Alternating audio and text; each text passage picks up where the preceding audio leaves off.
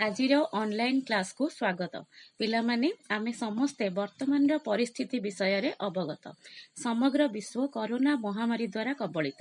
ଏଭଳି ଏକ ପରିସ୍ଥିତିରେ ତୁମେମାନେ ବିଦ୍ୟାଳୟକୁ ଆସି ପାଠ ପଢ଼ିବା ସମ୍ଭବ ହୋଇପାରୁନଥିବାରୁ ଆମ ଖୋର୍ଦ୍ଧା ଜିଲ୍ଲାର ଡିଓ ମ୍ୟାଡାମଙ୍କ ତତ୍ତ୍ୱାବଧାନରେ ହ୍ୱାଟ୍ସଆପ୍ ଗ୍ରୁପ ମାଧ୍ୟମରେ ଅନଲାଇନ କ୍ଲାସର ବ୍ୟବସ୍ଥା କରାଯାଇଛି।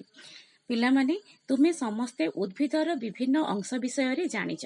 ଉଦ୍ଭିଦର ବିଭିନ୍ନ ଅଂଶ ଯଥା ମୂଳ, କାଣ୍ଡ, ପତ୍ର, ଫୁଲ, ଫଳ ଏସବୁ ବିଷୟରେ ଜାଣିଛ। ଆଜି ଆମେ ଉଦ୍ଭିଦର ମୂଳ ବିଷୟରେ ଜାଣିବା। ଉଦ୍ଭିଦର ମାଟି ତଳେ ଥିବା ଅଂଶକୁ ମୂଳ କୁହାଯାଏ। ତେଣୁ ଆଜି ଆମେ ବିଭିନ୍ନ ପ୍ରକାରର ମୂଳ ଓ ଏହାର କାର୍ଯ୍ୟ ବିଷୟରେ ଜାଣିବା। ମୂଳ ବିଷୟରେ ତମେ ଜାଣିଛ ଯେ ଏହା ଆଲୋକର ବିପରୀତ ଦିଗରେ ବା ମାଧ୍ୟାକର୍ଷଣ ଦିଗରେ ବଢିଥାଏ। ମୂଳକୁ ମୁଖ୍ୟତଃ 3 ଭାଗରେ ବିଭକ୍ତ କରାଯାଇଛି, ଯଥା ପ୍ରଧାନ ମୂଳ, ଶାଖା ମୂଳ ଓ ମୂଳତ୍ରାଣ। ମୂଳର ଅଗ୍ରଭାଗରେ ଥିବା ଟୋପି ଭଳି ଅଂଶକୁ ମୂଳତ୍ରାଣ କୁହାଯାଏ। ଏହା ମୂଳକୁ ମାଟି ସହ ଘଷି ହୋଇ କ୍ଷୟ ହେବାରୁ ରକ୍ଷା କରେ। ଏହାପରେ ମୂଳକୁ ଆମେ ମୁଖ୍ୟତଃ 3 ଭାଗରେ ବିଭକ୍ତ କରିଛନ୍ତି, ଯଥା ପ୍ରଧାନ ମୂଳ, ଗୁଚ୍ଛ ମୂଳ ଓ ଆସ୍ଥାନିକ ମୂଳ ବା ରୂପାନ୍ତରିତ ମୂଳ। ଚାକୁଣ୍ଡା, ବାଇଗଣ, ଦେବଦାରୁ, ନିମ୍ବ ଇତ୍ୟାଦି ଗଛର ମୂଳ ହେଉଛି ପ୍ରଧାନ ମୂଳର ଉଦାହରଣ।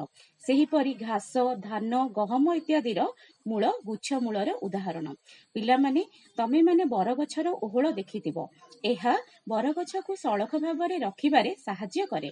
ଏହା ଏକ ପ୍ରକାରର ରୂପାନ୍ତରିତ ମୂଳ।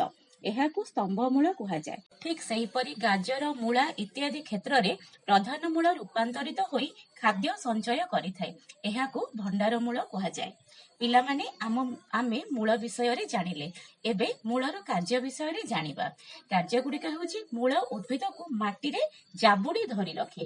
ମୂଳ ମାଟିରେ ଥିବା ଜଳ ଓ ଖଣିଜ ଲବଣକୁ ଶୋଷଣ କରି ଉଦ୍ଭିଦର ବିଭିନ୍ନ ଅଂଶକୁ ପଠାଏ, ଯାହାକି ଉଦ୍ଭିଦର ଖାଦ୍ୟ ତିଆରି ପାଇଁ ଆବଶ୍ୟକ ହୋଇଥାଏ।